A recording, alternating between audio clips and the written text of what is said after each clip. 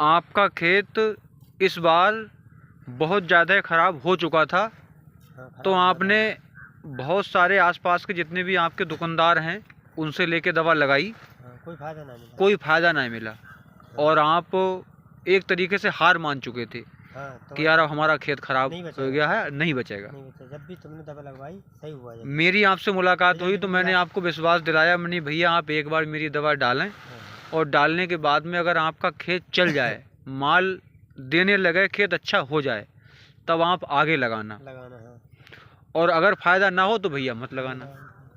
आपने बहुत स्प्रे करी थी, बहुत पैसा खर्च करा था, लेकिन आपको कोई फ़ायदा नहीं मिला।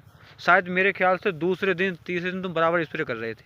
करी। और मेरी एक दवा लगाने के बाद में आपको कैसा फ़ायदा मिला? हमारी का 2 लगी, 2 या 3 लगी। हाँ, मतलब मेरी दवा लगी है पहली, अच्छा रिजल्ट आया। अच्छा रिजल्ट आया। माल भी निकला। माल भी निकला। तो पहले से नहीं, कोई बात नहीं। और आज जब सहारे में लगाई तुम्हें दवा, हाँ, तो फायदा मिला। हाँ। अब मैं लगाता शुरू से तो खेती और हिसाब का होता बढ़िया।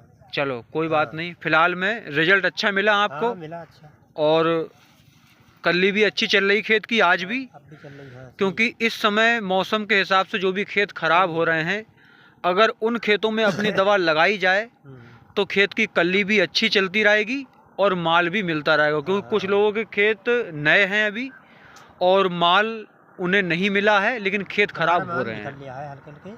लेकिन आपका माल निकल रहा है क्योंकि आपका झामा सबसे पहले का है। लेकिन आज भी माल आपने तोड़ा, आज आपका माल कितना निकला है?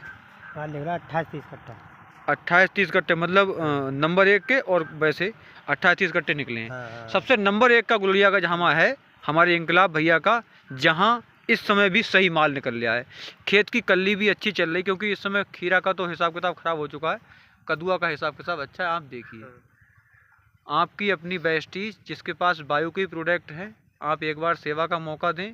आपकी अपनी वेस्टीज जो एकदम ओरिजिनल माल दे रही है, जहां किसी प्रकार की कोई ठगी नहीं, पूरी तरीक़ा से ईमानदारी का काम है।